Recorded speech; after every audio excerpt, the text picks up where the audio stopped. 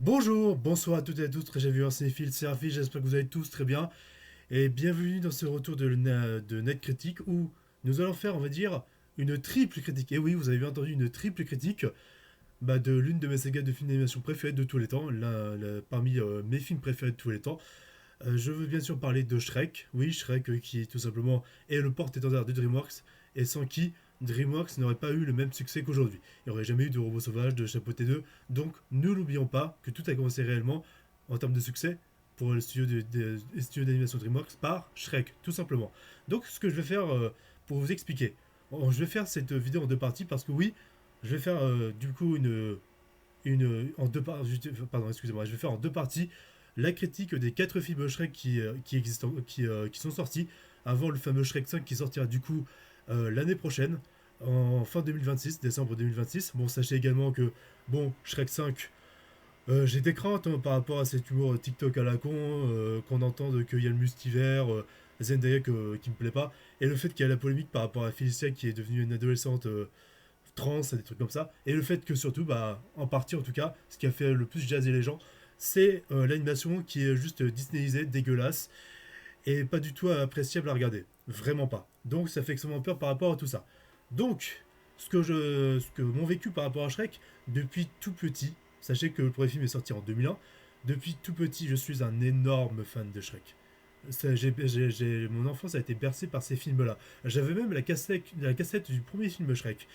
Et ce qui est intéressant avec Shrek, c'est que c'est non seulement une animation qui était révolutionnaire à l'époque, mais en plus, ils osaient se moquer de Disney, ils osaient taper sur Disney et déconstruire les contes de fées, et déconstruire certains clichés qui vraiment pourraient mal passer aujourd'hui. Bon, je suis pas en train de faire un discours woke, attention, vous savez très bien que le wokisme, je l'encule profondément, mais quand on voit que Disney c'est purement caricaturé lui-même, quand on voit le remake de Blanche-Neige qui est sorti au cinéma et qui est en train de faire un four, et heureusement d'ailleurs, heureusement qu'il y a des films comme Shrek qui sont là pour redresser la barre, pour dire en mode, ouais, si tu te caricatures toi-même, on se fout de toi et forcément, ça fait rigoler. Et forcément, ça fait rigoler pour Blanche-Neige, cette connasse de Rachel Zegler, qui a fait tout son discours à la con, qui a fait en sorte que le film flop au cinéma. Bref, je suis pas là pour revenir sur Blanche-Neige. Certes, j'en avais fait une critique une réaction, pardon, du trailer. Mais bon, vous vous en doutez, je suis pas allé voir cette merde. Et puis, de toute façon, sans compter les nains visuellement qui sont dégueulasses en CGI, alors qu'ils auraient dû tout simplement prendre des vrais acteurs nains. Bref, et le fait qu'il y a eu la polémique par rapport à la Palestine, machin, Free Palestine de la part de Zegler, le fait que Gal Gadot peut pas la blairer parce que Gal Gadot à la base elle est sioniste, elle est de l'armée israélienne à ses débuts, enfin bref voilà, vous m'avez compris. C'est compliqué, mais bon, on est là pour parler de Shrek, d'accord, parce que faudrait penser à la base que Shrek c'est avant tout une quadrilogie dans un sens. Parce que la conclusion c'était bien Shrek 4, il était une fin qui forçait sur le se forçait vraiment sur le fait que ça sentait la conclusion par rapport à tous les clins d'œil du premier film, tout ça, les wagons qui étaient remis sur les rails, tout simplement. Donc il y avait de ça qui était assez intéressant par rapport à la saga Shrek, et puis l'animation qui était encore meilleure, l'humour qui est très osé, parce que ce qui est intéressant avec Shrek, c'est que c'est un humour qui parle à tout le monde, aux enfants, aux adultes, avec des sous-entendus, et voilà, j'ai entendu certains sur Internet qui disent que Shrek c'est un peu un humour pour adultes, enfin que c'est un peu des films d'animation pour adultes. C'est pas complètement faux, mais c'est vrai que dans l'humour osé de Shrek, là où ça pourrait être déconstruit pour quelque chose de mesquin, quelque chose de, on va dire, quelque chose de satirique, on va dire, et d'osé, c'est un petit peu déconstruit dans un sens, excusez-moi, notification, dans un sens où en fait,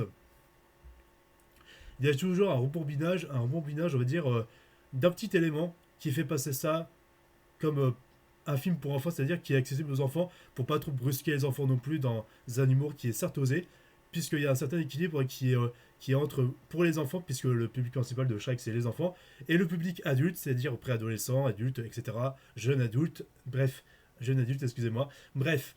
Tout ça pour vous dire que j'ai grandi avec Shrek, j'ai pleuré devant Shrek, j'ai adoré tous ces personnages-là depuis tout petit.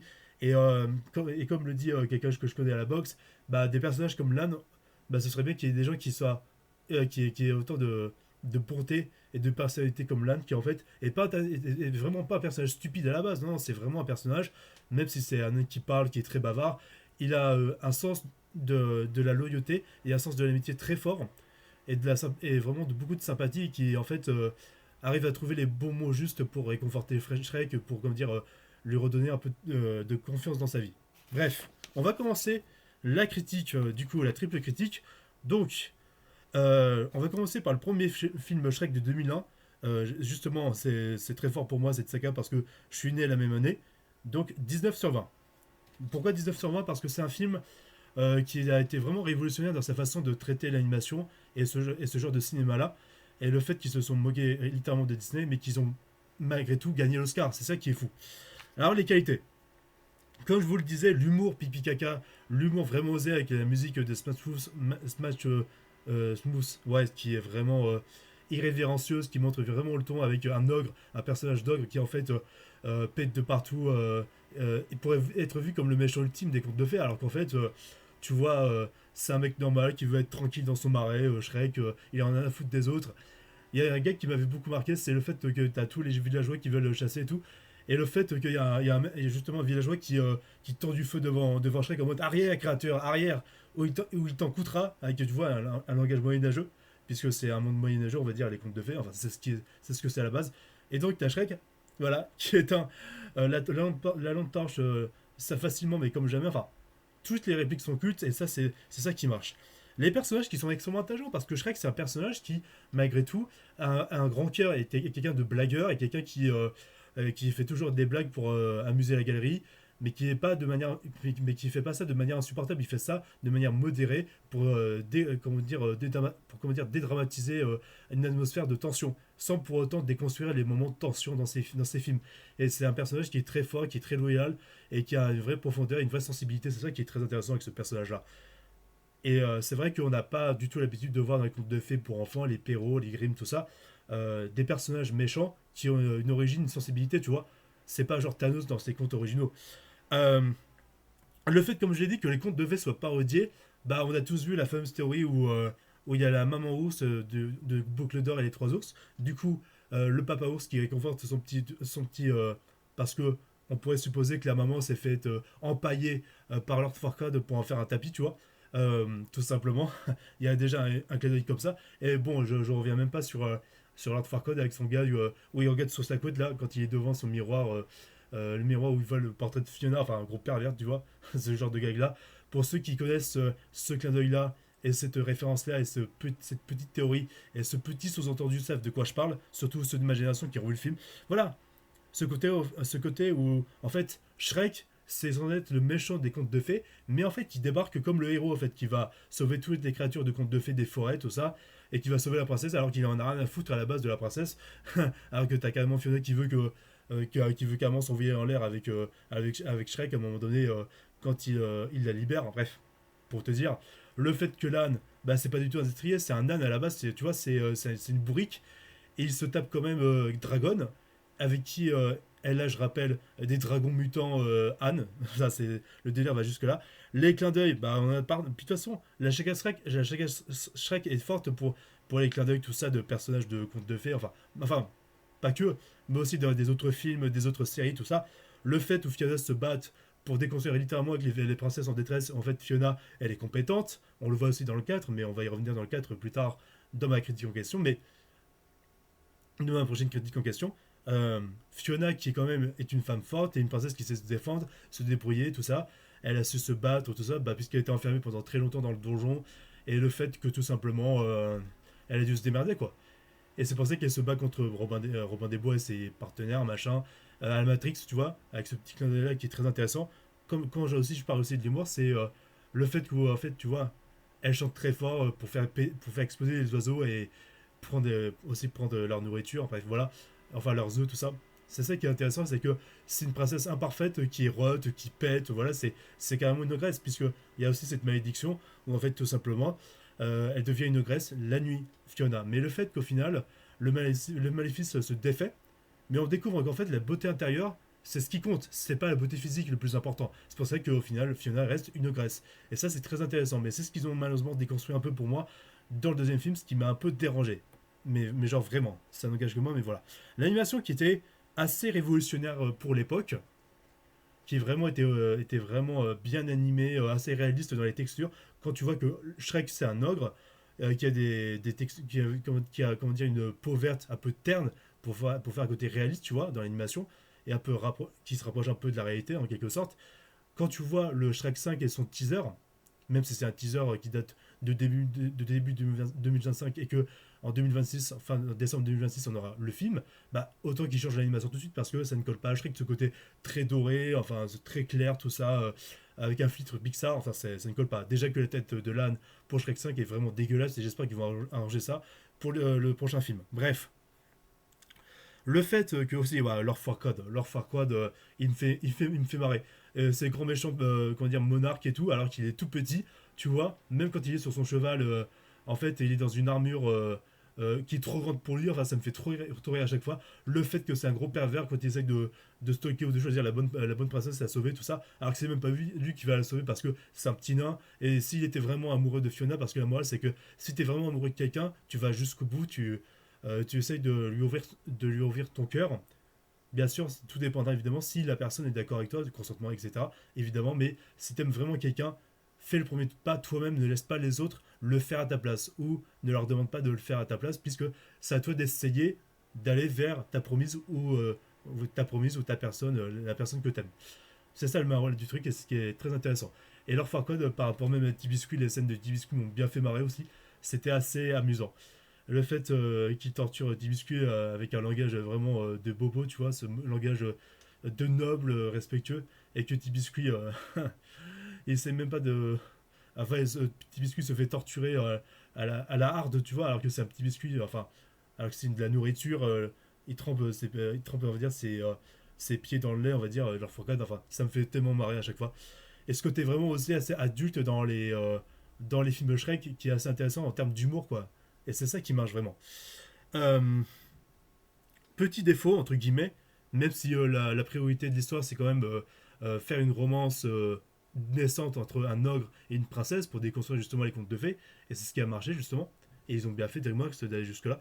La sensation d'une aventure sans trop de péripéties. Bon, ok, c'est vrai que le film est court, mais il y a cette idée où ils vont juste croiser Robin des Bois, ils vont juste se balader un peu dans la nature, tout ça, pour aller jusqu'au château de Lord Farquaad.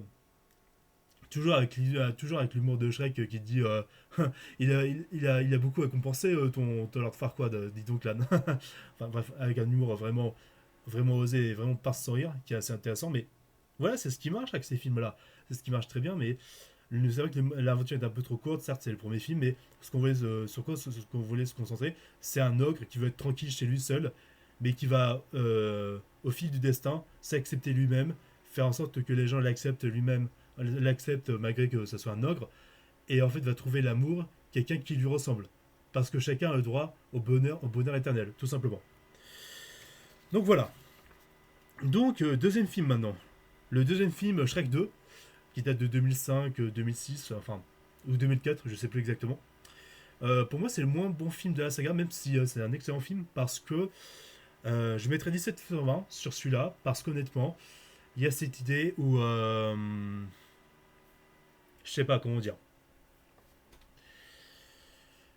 Excusez-moi. Le fait où. Je vais revenir sur les défauts, mais voilà. C'est vrai que l'aventure est beaucoup plus courte cette fois-ci, c'est pas vraiment une quête réellement.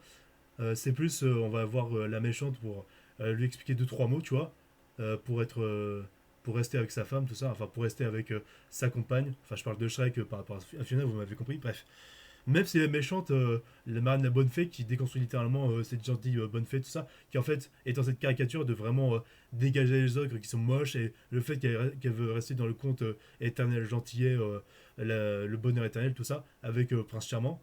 Justement, Charmant qui fait sa première apparition dans le film et qui m'a bien fait marrer, en tout cas, surtout par rapport à la scène avec le loup Mergrand qui est justement qui se surprend dans le château, tout ça. Enfin, et même la scène de noces, les scènes de noces avec Shrek et Fiona, quand ils sont poursuivis par les villageois, quand ils sont à la plage avec la sirène, tout ça. Ça m'a bien fait marrer, il y a toujours cet humour osé, ou le fait aussi que le petit chapeau rouge les découvre dans une maison de pain d'épices, et en fait elle s'enfuit, tout ça. Enfin, c'est un humour qui marche très bien. C'est pour ça qu'on va passer du coup aux qualités, au reste des qualités, c'est que l'humour sur Hollywood, voilà. Le fait qu'il y a le tapis rouge pour toutes les stars de fort fort lointain, c'est vraiment une parodie des Oscars, clairement, avec les stars qui se mettent en avant, tout ça. Mais en fait, c'est montré par leur caricature à ces personnages-là. Blanche-Neige, qui en fait va chanter avec les oiseaux, La Belle au bois dormant qui va arriver mais qui va s'écrouler par terre de fatigue, Hansel et Gretel euh, qui vont jeter des miettes de pain, littéralement, alors que ça sert à rien. Bref, ce qui a bien marché avec ce film.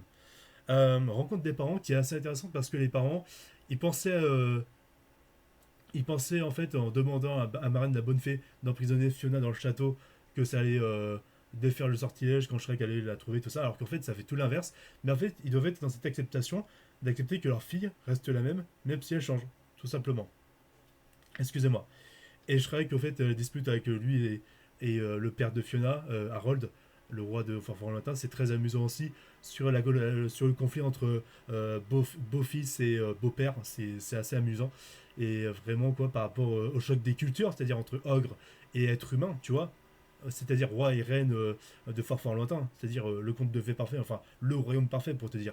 Et c'est aussi que bien sûr, évidemment, Forfort Lointain rappelle littéralement Los Angeles, Hollywood, avec Fort Lointain qui est marqué en panneau hollywoodien, tu vois. Ça, c'est très intéressant.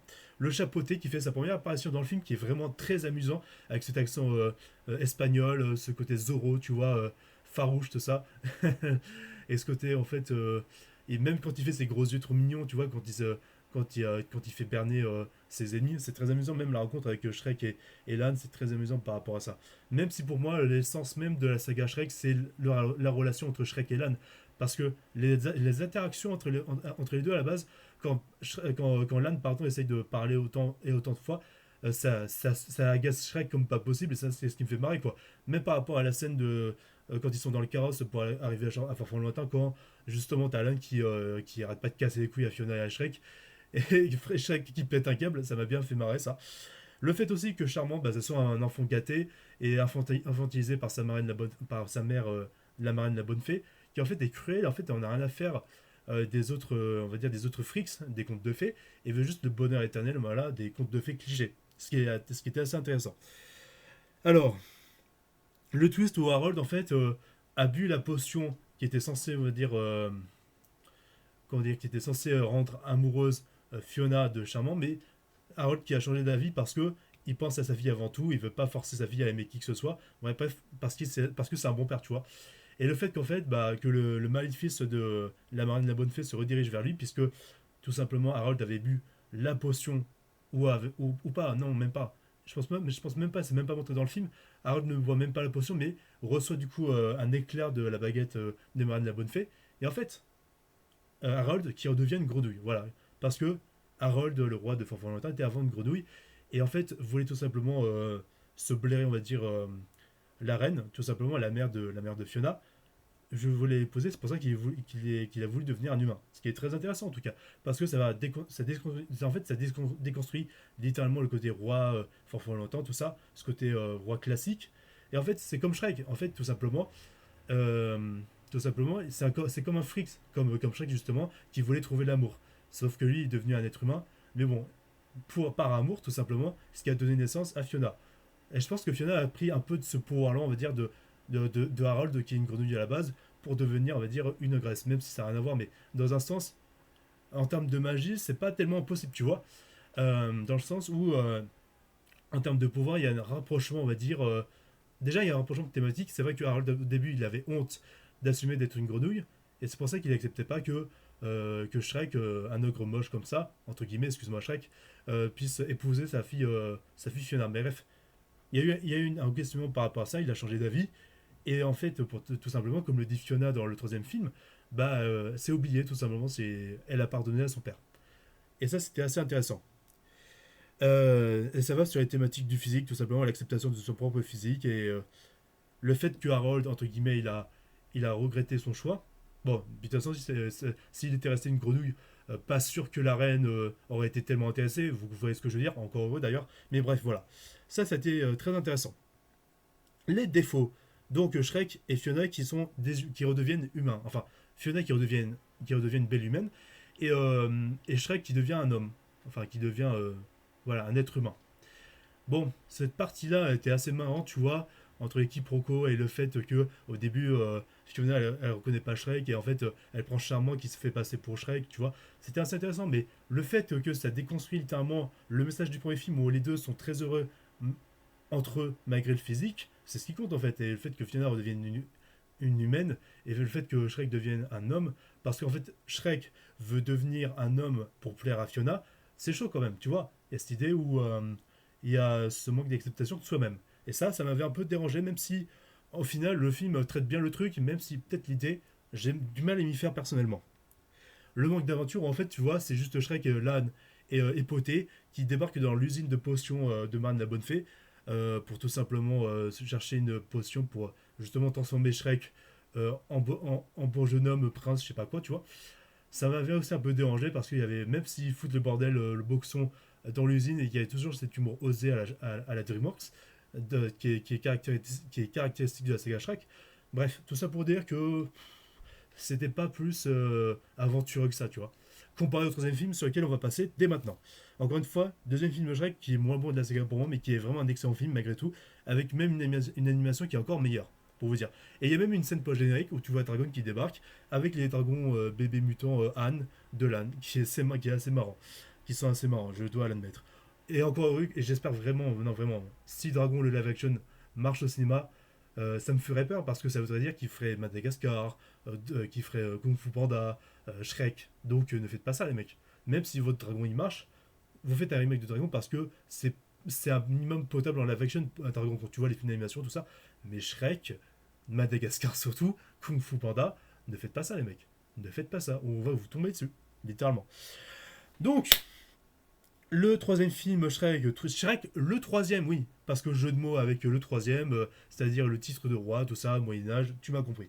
Meilleur que le deuxième film pour moi, parce qu'il y a de l'aventure, parce qu'il y a un humour mieux utilisé, bien osé, tu vois. Et même des blagues, je vais y revenir, qui en fait, par nostalgie, m'avaient fait pleurer parce que je pensais que il allait arriver malheur à mes personnages préférés, à mes héros, à Shrek, tout ça. Mais en fait, c'est déconstruit par de la blague à chaque fois. Et justement, on va revenir sur la scène avec Harold qui se meurt, on va dire, dans son nénuphar. Bref. Qualité. Déjà 17,5 sur 20 pour le film parce que il est déjà un minimum, un cran au-dessus du deuxième film. Même si, tu vois, Shrek 1, c'est 19 sur 20 parce que pour moi, c'est le meilleur film de la saga. Et Shrek 4, vous le saurez dans pas très longtemps. Mais c'est très très proche des 19 sur 20 de Shrek 1. Puisque j'ai tendance à mettre Shrek 4 et Shrek 1 littéralement au même niveau parce que pour moi, c'est pour moi pas les mêmes films. Et encore heureux que ça soit pas les mêmes films. C'est des films qui rendent hommage pile à l'essence de la saga, c'est-à-dire le premier film, mais tout en n'oubliant pas, on va dire, le reste des autres films. Vous m'avez compris. Comparé à DreamWorks aujourd'hui qui font des suites comme les Cruise 2, qui en fait dénaturent et mettent de côté beaucoup d'éléments des autres films précédents et oublient certains personnages, tout ça, qui malheureusement pour faire des suites, c'est pas tellement cohérent. C'est bien dommage d'avoir oublié ces éléments-là. Et je pense surtout à Madagascar où dans Madagascar 3 on n'évoque même plus les parents de Alex le lion qui sont complètement dégagés du troisième film et c'est pour ça que Marty, Alex, Gloria et Melman partent de l'Afrique alors que les parents Zuba et du coup sa compagne, les parents de Alex, ne sont même pas évoqués bref, c'est n'importe quoi. Bref, on va revenir sur on va parler des qualités du troisième film Shrek. Alors, Charmant qui a son meilleur. La scène d'intro où tu vois Charmant qui est sur son destroyer alors qu'il en fait il joue la comédie sur une scénette tu vois de dîner spectacle dans un bar avec tout le monde qui se fout de sa gueule, type biscuit, type Pinocchio, les trois petits cochons, enfin tout le monde, ça m'a fumé de rire. Alors que Charmant, bien sûr, alors que Charmant c'est un prétentieux, un crâneur, tu vois, rien que la scène avec les cheveux où il fait son crâneur en faisant bouger ses cheveux, la vraie tête de con, tu vois, ça m'a bien fait marrer de déconstruire ça par rapport à Charmant et le fait que ça soit un raté qui rallie à sa cause tous les pires méchants des contes de fées, Crochet, la méchante sorcière, tout ça, Tracassin, tous ces personnages-là, même les autres créatures comme les cyclopes, tout ça, qui en fait les rallient à sa cause pour justement se révolter contre tous les gentils en fait qui les ont bolossés dans tous les autres contes de fées, toutes ces autres histoires qui se sont réellement du coup déroulées dans ces films Shrek parce que ce qui est intéressant c'est que il y a pas il y a, il y a pas il y a pas il y a très peu d'anachronismes par rapport au film Shrek par rapport à ce qui s'est passé dans les contes de fées et le fait qu'aussi que on pourrait se dire qu'il y a des personnages qui sont bolossés dans ces films Shrek qui sont de contes de fées importants tout ça en fait c'est déconstruit par un petit élément qui va toujours rassurer on va dire un enfant pour dire ah bah non le personnage va plutôt bien c'est pas vraiment une blague osée jusqu'au bout mais c'est une blague qui peut être accessible à adultes et enfants. En fait, ça me fait penser à un gag où, quand il y a Charmant qui répète son rôle pour sa pièce de théâtre, là, pour aller tuer Shrek à la fin du film, en fait, il arrête pas de twister à chaque fois. Le mec déguisé en Shrek comme un con en faisant des coups d'épée, tu vois. Et en fait, il redonne un coup d'épée encore sur un mec en costume. Et en fait, il lui dit ah, réveille-toi, espèce de glandeur, arrête de dormir, il faut travailler là. Et t'entends l'agonie, on va dire, du mec qui s'est fait trancher le costume, tu vois. Donc ça veut dire qu'il est encore un peu vivant. Et il n'y a pas ce côté où ils vont jusqu'au bout sur le côté brutal, les côtés un peu trop adultes des blagues de Shrek. Sur quoi ils ont été très forts par rapport à ça, DreamWorks, franchement. Déjà que le film Shrek 3 est réalisé par Chris Miller, donc Chris Miller qui avait fait Le Premier Dragon, qui avait fait bah, du coup Le Robot Sauvage, qui est le meilleur film de 2024, tout simplement. Tout ça pour vous dire que ça donne envie, ça donne envie. Charmant qui en fait passe pour un blaireau, qui en fait arrive même pas à viser Shrek avec son épée, et ça fait rire tout le monde. Et en fait, même Shrek qui arrête pas de le vanner pendant sa pièce de théâtre, en fait, en lui disant oh là là, t'as une voix de casserole, ça pourrait faire péter les oreilles. Ah, tes collants, il en existe, tes collants, ils sont jolis, est-ce que ça existe aussi pour les hommes? Enfin, et même tous les méchants qui se foutent de la gueule de Charmant, enfin. Shrek qui rallie à sa cause tout le monde parce que Shrek il est adorable, il est humain tout simplement, il est super sympa, il est pas rancunier, c'est vraiment, certes c'est une tête de mule qui veut se faire respecter, tu vois, mais c'est un gars sympa Shrek, c'est un gars qui est humain tout simplement. Parce que l'âne lui a donné la confiance qu'il faut, parce que Fiona lui a donné la confiance qu'il faut aussi, parce que voilà, c'est ça qui marche avec Shrek. C'est pour ça que tout le monde aime Shrek à la base dans ma génération, et que tous les enfants, tous les gens adorent Shrek. Bref, voilà, parce que tout simplement, c'est un personnage qui est accessible à tous et qui est humain et qui est sociable avec n'importe qui. C'est ça qui marche. Et c'est ça qui était réussi. Et du coup, Arthur, il m'a fait bien rire. Cette déconstruction d'Arthur, qui est pas le roi Arthur qu'on pouvait penser de la table ronde, tout ça, non, c'est vraiment un loser, c'est le loser parfait. Mais tu vois, le moment où il se fait respecter entre guillemets, par tous ses camarades de classe, où il leur dit ah bah je vais devenir roi les gars, ah bah vous savez pas se foutre de ma gueule, hein. Ça aurait pu être ça aurait pu être vous, ça aurait pu être vous, voilà. Dites-vous que un gars sur qui vous foutez de la gueule, il lui arriver des choses encore meilleures dans la vie plus tard, hein, même si vous êtes foutu de sa gueule. Et ça, cette prise de revanche par rapport à Artie, c'était assez intéressant. C'est pour ça qu'on en vient justement au cliché des lycées, avec les nerds qui se foutent de la gueule de Shrek, qui jouent à des donjons et dragons, les meufs qui font les crâneuses avec leur chewing-gum, tout ça, qui parlent des mecs de manière monotone, tu vois. Le fait qu'ils essayent de conduire des carrosses, le fait qu'il y a les pom girls, le fait qu'il y a le crâneur, tu vois, beau gosse et tout, le mec de lycée parfait qui tabasse Artie qui le prend pour un loser, tu vois. C'était amusant. Ah, aussi, cette idée où les films Shrek déconstruisent notre société, se foutent de la gueule de notre société, quoi. Le professeur fou avec Merlin qui est vraiment un cliché de hippie comme pas possible et voilà quoi. Et le fait aussi que c'est vrai qu'il y a un peu un humour qui déconstruit un moment sérieux, mais c'est toujours placé au début avant la scène sérieuse.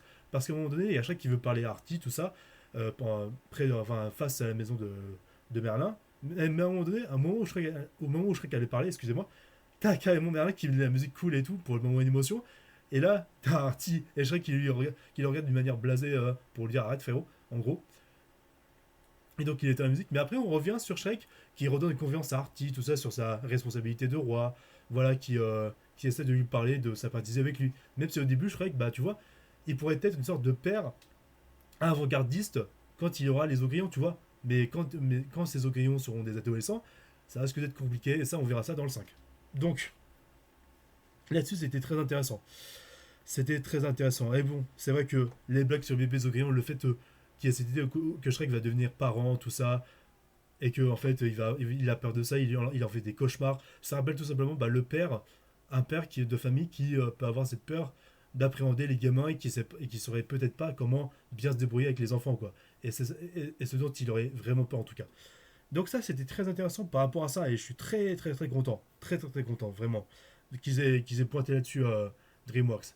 Et même d'ailleurs pour le quatrième film on va y revenir mais pointer sur le fait que le père de famille il est lassé de sa vie de famille tout ça et qu'il a besoin de repos à un moment donné, c'est justement le principe du scénario de Shrek 4. Mais on va y revenir quand la critique Shrek 4 arrivera évidemment sur la chaîne.